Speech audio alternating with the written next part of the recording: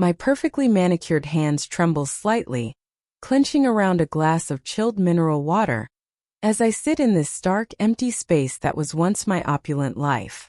The silence is deafening, punctuated only by the frantic whispers in my mind, replaying every moment, every injustice. They call it consequences, but this feels like an elaborate, cruel joke, played solely at my expense, by a man who fundamentally misunderstood my worth. My name is Isabella, and Liam, he was my husband. We'd been married for 10 years. A decade during which I meticulously crafted what I believed was an undeniably enviable life. Liam is, on paper, a highly successful executive, diligent, intelligent, and utterly devoted to his work. He was the provider, the steady hand that signed the checks, the man who funded our exquisite existence. This sprawling penthouse overlooking the city, the designer wardrobes, the frequent first-class travel, the exclusive social memberships. He was, by all accounts, a good husband. The kind women whispered about at charity luncheons, wishing their own partners had Liam's work ethic, his quiet reliability. My upbringing had instilled in me an understanding that presentation was paramount. My mother, a pillar of society, taught me that our home, our appearance, our social engagements were not mere indulgences but essential investments in our standing. I cultivated a discerning eye for art, a flawless sense of style, and a social calendar brimming with the right people, the right events. I was the face of our success, the curator of our image, the tireless architect of our social ascent. Without me, Liam, with his earnest but somewhat pedestrian tastes and his quiet demeanor, would have remained utterly invisible in the circles that mattered. I was the one who taught him which fork to use, which wines to pair, which subtle power plays unfolded at every high-stakes gathering. I genuinely believed I was his greatest asset, the true reason for his public triumph, even if he was too absorbed in his spreadsheets to fully grasp my invaluable contribution. But reliable can also mean unimaginative. So incredibly, frustratingly unimaginative. Liam excelled at the methodical, the logical, the quantifiable. Our conversations, left to his devices, revolved around market trends, quarterly reports, and the endless minutiae of his corporate projects. When I tried to inject some artistry, some flair, some life, suggesting a bold new art acquisition for the penthouse foyer, or a last-minute flight to the Amalfi Coast for a spontaneous weekend of relaxation and networking, he'd always have a reason. The budget, Isabella, we need to consider the long-term investment strategy. Or, I have that early board meeting, darling, jet lag would be disastrous. Or, I'm just so tired, honey, my brain is fried from the numbers. Always tired. Always busy. Always prioritizing his structured, controlled world over my vibrant, expansive needs. He saw my desires as frivolous distractions from his grand plan for our secure future, our optimized finances. He even insisted on analyzing the return on investment of new tableware. Tableware. It was a constant battle, a daily exercise in subtle despair. I felt like I was slowly suffocating, a rare orchid wilting in a perfectly climate-controlled, yet utterly charmless environment. I am a woman who thrives on beauty, on elegance, on vibrant connection, on feeling adored, elevated, and stimulated. Liam's affection, while constant, had become routine, almost perfunctory. A polite peck on the cheek, a quiet good night, dear. The passion we once had, the undeniable spark that drew us together in those exhilarating early days, had long since been replaced by a comfortable, quiet companionship. And comfortable can be a killer of the soul, especially when you know there's so much more out there, so much more you are capable of. If only you had a partner who truly understood and matched your vision. I'd look at him across the dinner table, perfectly composed, impeccably dressed in the bespoke suits I selected for him, and feel nothing. Just a vast, aching emptiness, a profound sense of unfulfillment, punctuated by the faint click of his mechanical keyboard, as he answered work emails during what was supposed to be our intimate time. I genuinely believed it was my sacred responsibility, as his wife, to present a flawless front to the world. And that required investment. Continuous, generous investment. Liam was the provider, yes, but he was also incredibly cautious. He'd pore over every receipt, question every luxury purchase, and fret over what he called unnecessary expenditures. He didn't understand that true elegance, true influence doesn't come cheap. It requires a constant flow of resources, a commitment to perpetual renewal. He earned the money. It was my role to ensure it was properly deployed to maintain our position. So I started small. A new credit card just for emergencies, which quickly became my personal discretionary fund for those necessary upgrades Liam would undoubtedly fuss over. A designer handbag here, a spontaneous weekend getaway with friends there, a custom piece of jewelry to mark a forgotten milestone. I justified every purchase. It wasn't frivolous, it was vital. It was part of my work. My social engagements required specific ensembles. Our home needed constant updates to remain au courant. My well-being, which directly impacted my ability to perform my social duties, required regular pampering. These were not luxuries. They were professional necessities. Liam, in his meticulous way, would notice the increasing charges on our joint accounts. "Isabella," he'd say, his brow furrowed. "These expenditures seem higher than budgeted. We need to rein this in." I just offer a dismissive wave of my hand. "Darling, it's just the cost of living. Everything is more expensive these days. And my networking lunches are vital for your business, aren't they?" He'd sigh, exasperated, but usually let it go. He was too tired to argue, too focused on his work. His timidity, his utter lack of fire, suddenly felt unbearable. As Liam became more stressed with his demanding executive role, he grew even more withdrawn, more obsessed with the numbers. He spent longer hours at the office, often working through weekends. This, ironically, provided me with more freedom, more time for shopping, for lunches with my friends, for exclusive spa treatments, for that vital self-care. I needed to endure his endless financial anxieties. I rationalized it. His increased work meant increased earnings, which meant I deserved to compensate myself for his absence. My spending grew exponentially. The emergency credit card was maxed out. I applied for another, then another, careful to ensure the statements went to a separate P.O. box I'd rented, or to a new email address I had created. These were my secrets, my little acts of rebellion against his stifling control, his incessant worry over what I considered trivial sums. I convinced myself I was merely borrowing against future earnings, that Liam's next big bonus or stock options would easily cover everything. He was just too provincial, too risk-averse to understand true financial fluidity. He earned it, I spent it. It was our dynamic. I remember a particularly frustrating argument about a new commissioned art piece I wanted for the dining room. "It's an investment, Liam," I'd exclaimed, my voice rising with indignation. "It elevates the entire space. It speaks to our sophistication."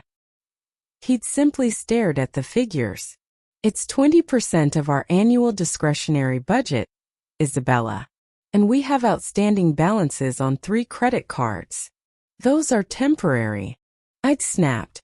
"It's the cost of keeping up appearances, something you clearly don't understand." He eventually capitulated, as he always did, with a defeated sigh.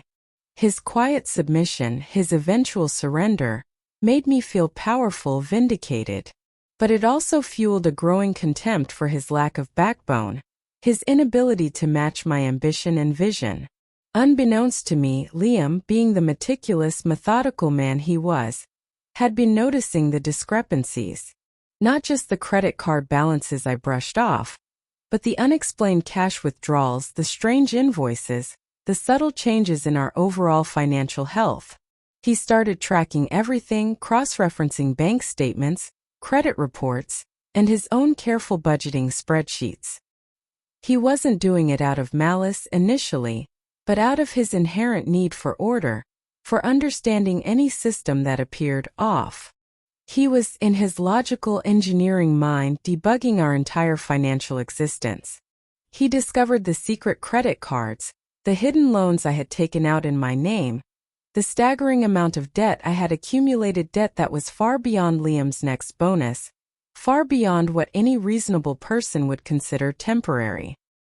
He found statements from high-end boutiques, luxury travel agencies, and exclusive members-only clubs, all charged to accounts he never knew existed, all for items I proudly displayed in our home, or experiences I recounted with glowing enthusiasm. The necessary investments I spoke of were, in fact, a vast, unchecked, and hidden ocean of liabilities. His quiet inquiries, his data collection, had revealed a catastrophic financial betrayal. The unraveling was quiet, methodical, devastating. He consulted a forensic accountant. He met with lawyers. He meticulously built a case, laying out every hidden expense, every secret transaction, every lie. While I was busy planning our next grand social event, a lavish anniversary trip to a high-end resort in the Maldives, he was dismantling our life with the cold precision of a surgeon. The day of the trip arrived. I was ecstatic. My designer luggage was packed, my passport ready, my mind already drifting to the azure waters and luxurious spa treatments. Liam was quiet, more so than usual, but I attributed it to his typical pre-travel anxiety about work. He was always so tightly wound. We arrived at the airport. The bustling energy, the excitement of the departure lounge. It was intoxicating. We checked our luggage, walked through security, and headed towards the private lounge. I was already picturing the champagne and canapés. As we settled into 2 plush chairs in the first-class lounge, Liam turned to me. His face was calm, utterly devoid of emotion. His eyes, usually mild, were like chips of ice. In his hand he held a sleek, thin envelope. "Isabella," he said, his voice flat, emotionless, utterly devoid of any warmth I had ever known. "We won't be going to the Maldives." My heart gave a strange lurch. "What? Don't be ridiculous, Liam. The flights are booked. The suite is paid for.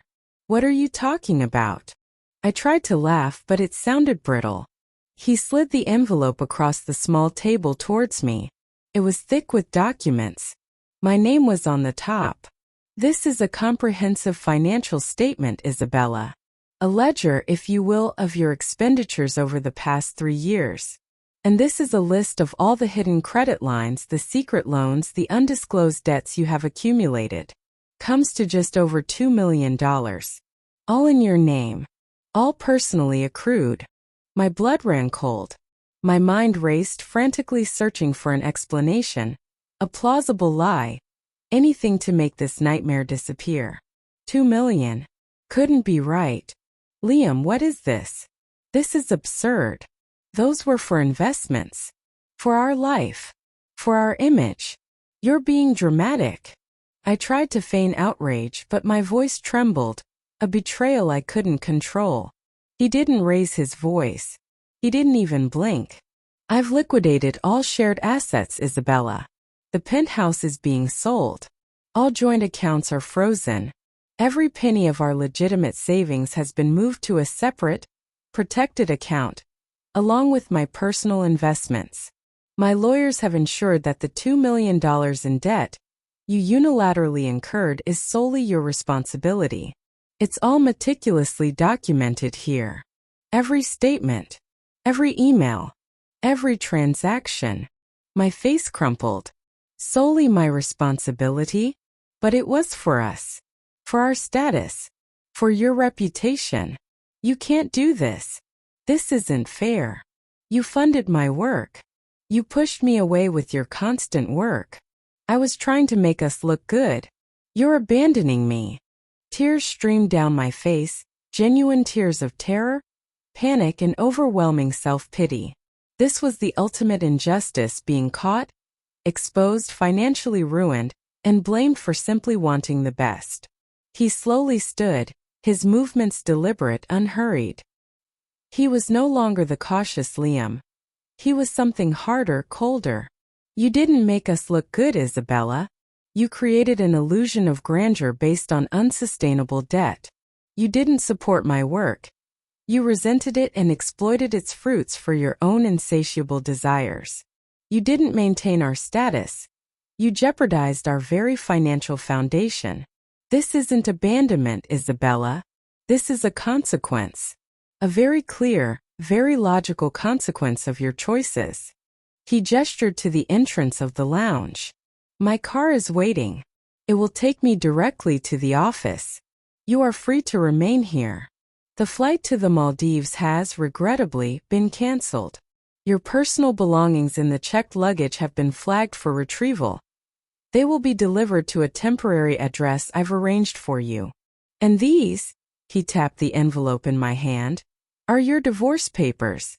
Effective immediately. He didn't wait for a response. He simply turned and walked away, his stride even and measured, disappearing into the bustling terminal. He didn't slam anything. He didn't yell. He didn't even look back. He just left, calmly, definitively, leaving me utterly alone amidst the wreckage of my self-made kingdom. Now I'm here. Alone. In a tiny rented apartment, a stark, humiliating contrast to the penthouse I once commanded. My carefully curated life, my social standing, my financial security, annihilated. The friends who envied my perfect life, the ones I entertained so lavishly, have completely ghosted me. They don't want to be associated with this.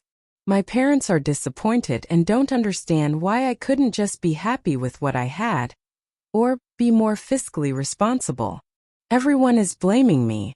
Me, the one who was just trying to be authentic. The one who was just living the life I believed I deserved. It's not fair.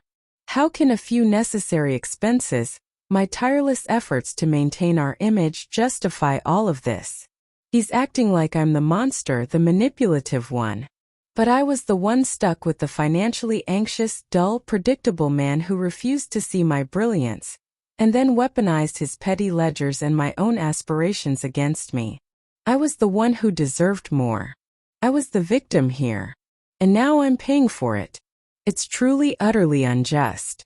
And I'm left to pick up the pieces of a life that feels like it was cursed from the start. A cruel joke played solely at my expense.